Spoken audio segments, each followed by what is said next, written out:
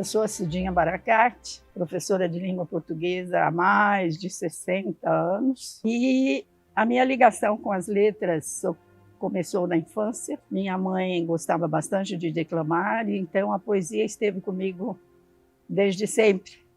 Embora, na verdade, eu só começasse a escrever alguma coisa bem mais tarde. Mas sempre gostei muito de ler.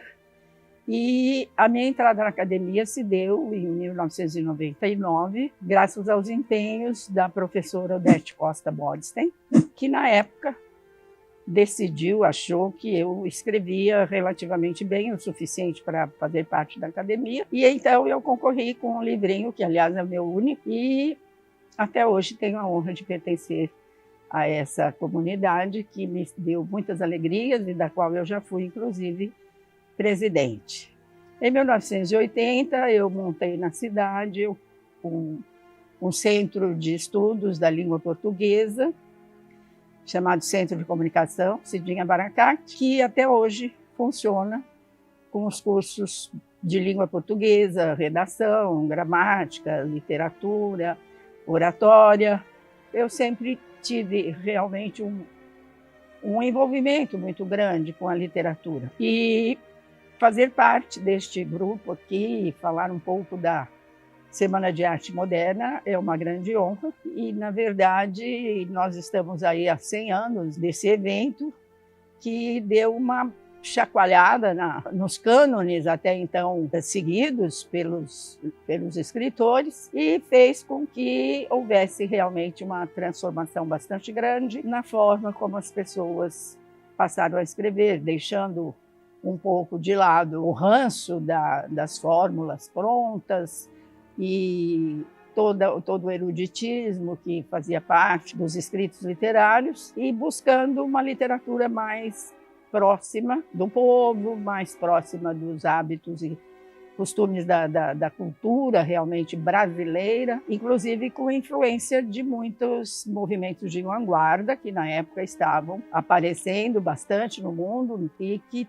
trouxe para o Brasil um vento novo, digamos assim, de novas fórmulas de escrever, não fórmulas prontas, mas uma literatura mais livre, mais coloquial, mais voltada para os problemas do Brasil, para a formação do nosso povo, e trouxesse para as pessoas novas formas de escrever. Então, o expressionismo, o impressionismo, o cubismo, o dadaísmo, foram movimentos que, na época, chegaram ao Brasil com grande espanto, principalmente das pessoas que estavam já habituadas aos tradicionais modelos. E dentro desse movimento surgem escritores e músicos, quer dizer, foi um movimento nas artes, não exclusivo da literatura, desse movimento, então, nos ficaram nomes que marcaram profundamente essas alterações, essas mudanças, embora ela tenha, na época, levantado muitos questionamentos,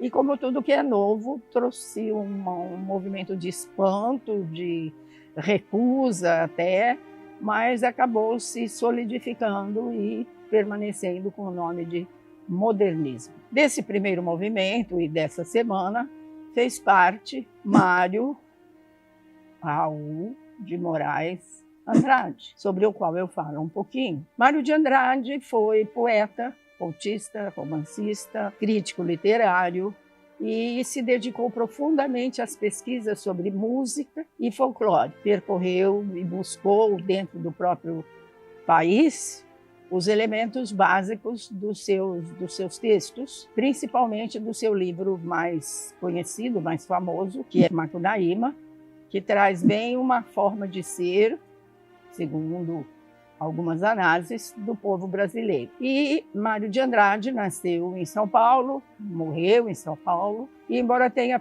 vivido apenas 52 anos, ele nos deixa uma obra bastante vigorosa, forte o suficiente para representar todo esse movimento de renovação. Foi amigo de Anita Malfatti, de Oswald de Andrade, que aliás se tornou realmente quase que um amigo inseparável, e fez parte, defendeu bastante as divulgações feitas pelas revistas, principalmente Claxon, Estética, Terra Roxa, enfim. Mário de Andrade deixou registrada a sua presença e até hoje é considerado por alguns o Papa do modernismo brasileiro. E no final, já no último ano da sua vida, ele escreveu Lira Paulistana, que ele começa falando sobre o início da sua vida e termina pedindo como ele gostaria até de ser enterrado quando morresse. Então ele diz: na Rua Aurora eu nasci, na aurora da minha vida, na Rua Aurora eu cresci. No Largo do Paissandu, sonhei, foi luta renhida. Fiquei pobre e me vi nu. Nesta Rua Lopes Chaves, envelheço, envergonhado. Nem sei quem foi Lopes Chaves. Minha mãe me dê a lua. Ser esquecido e ignorado, como esses nomes de rua. Porém, Mário nunca foi nem esquecido, nem ignorado. Até hoje, ainda como eu disse, é uma marca, porque dos participantes da Semana de Arte Moderna, talvez tenha sido ele o que mais trouxe uma vibração de algo novo, e dentro das suas obras nós vamos encontrar praticamente toda a sua ligação com a cidade de São Paulo, toda a sua ligação com os movimentos folclóricos, como eu disse. Ele visitou as cidades históricas de Minas Gerais, esteve na Amazônia e buscou encontrar na alma do povo o tema e os assuntos para a sua obra. Escreveu muitas delas e em 1917, ainda bastante jovem, ele perdeu o pai. Foi quando ele publicou seu primeiro livro de poemas, Há uma Gota de Sangue em cada poema, no qual ele chama atenção para a violência da Primeira Guerra Mundial e prega a necessidade de que haja paz. Em 1922, logo depois da Semana de Arte Moderna, ele escreveu Pauliceia Desvairada, cujo prefácio interessantíssimo traz realmente a sua maneira de fazer arte e como é que ele via e sentia a literatura e como as pessoas que escreviam deveriam se comportar. Só vou ler aqui algumas frases nas quais ele se refere à arte, como ele diz: o artista verdadeiro jamais estará satisfeito consigo mesmo, nem com a obra de arte que produziu. E diz também: não existe um só artista verdadeiro que não faça arte com a intenção de ser amado. Nós devemos viver sempre nascendo. O momento da criação é um prazer sublime. A maioria dos seres vegeta, em vez de humanamente viver. E termina dizendo que a arte jamais é independente da vida.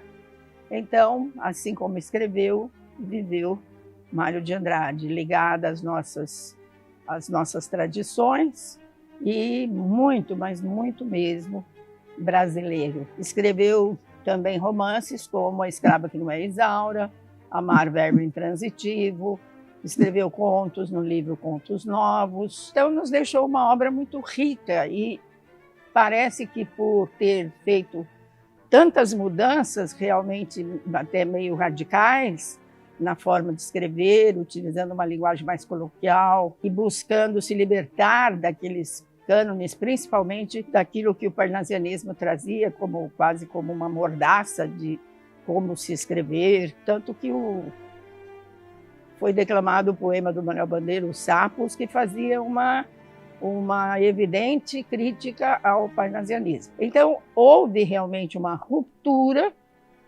com aquilo que tradicionalmente se conhecia como literatura. E essa ruptura se deve, em primeiro lugar, talvez, ao Mário de Andrade, que foi, então, digamos, o mais radical. Das suas obras, destacam-se algumas, mas principalmente Macunaíma, que deu mais, como se diz, pano para manga para o pessoal discutir, analisar, gostar, não gostar. Então, Macunaíma é uma das obras mais emblemáticas até do movimento modernista, por causa do seu caráter irônico e antirromântico. pois que, ao contrário dos heróis indígenas do romantismo, o herói ou anti-herói Macunaíma não tem nenhum caráter, é conhecido como o herói sem caráter. Adepto da preguiça, a sua maneira de se expressar quase sempre era "ai, que preguiça". E é um índio brasileiro, mas com nada de heróico, e parece trazer assim uma forma de a maioria dos brasileiros, principalmente naquela época, se comportar em relação à vida, em relação ao mundo, de maneira um pouco mais simples e desleixada. Dentro desse livro também, ele traz muitas tradições, como a pedra, Muiraquitã, que tem um papel até importante dentro da obra, e há uma ligação também com São Paulo, quando o Macunaíma conhece Si, a mãe do mato, que fica grávida dele. E ao filho Macunaíma dá o seguinte conselho: meu filho, preste depressa para você ir para São Paulo ganhar dinheiro. Então era aquela utopia, né, de que deixando a pobreza, a miséria e indo a São Paulo, que até hoje, né, alguns nordestinos talvez tenham e tenham sofrido muitas decepções com isso, de que indo a São Paulo tudo melhoraria, tudo mudaria. Mas o Curumim acaba morrendo. E então Se dá uma Muiraquitã para ele e desaparece. E os manos Jiguê e Maranaape acompanham o herói. Precisam enfrentar um gigante. Então toda essa lenda também, meio medieval, meio ligada às tradições do trovadorismo, da língua portuguesa, até um pouco depois, mostra o quanto Mário de Andrade se embrenhou pelo ciposal ou cipoal, né, dos nossos costumes, e trouxe de lá Uraricoara, onde nasceu Macunaíma. E depois o herói é seduzido e a Uyar acaba devorando esse herói. Bom, com isso se pretende tirar as marcas mais estrangeiradas, digamos assim, da nossa literatura e trazer uma influência externa no estilo, porém nos temas, o Brasil, com todas as suas idiosincrasias e com todos os suas qualidades e defeitos, embora Macunaíma não represente exatamente todos os brasileiros, porém é uma forma de dizer que nós não éramos aquele herói romantizado do indianismo da escola romântica. Ele foi professor da escola do Conservatório Dramático e Musical de São Paulo, onde ele estudou e se formou e deu aulas, então, como músico que era,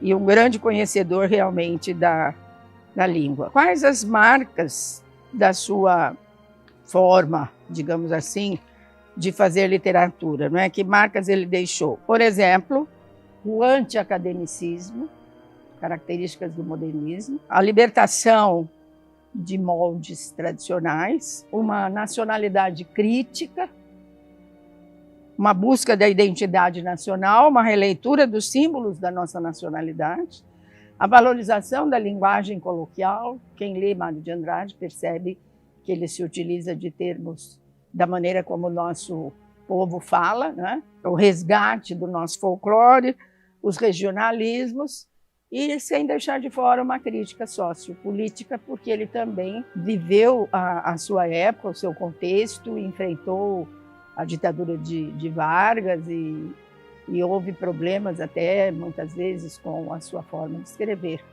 Mas não deixa de ser o grande incentivador, o grande propulsor e o grande nome da primeira fase, principalmente do modernismo brasileiro. Mário de Andrade é um ícone, realmente, da nossa literatura.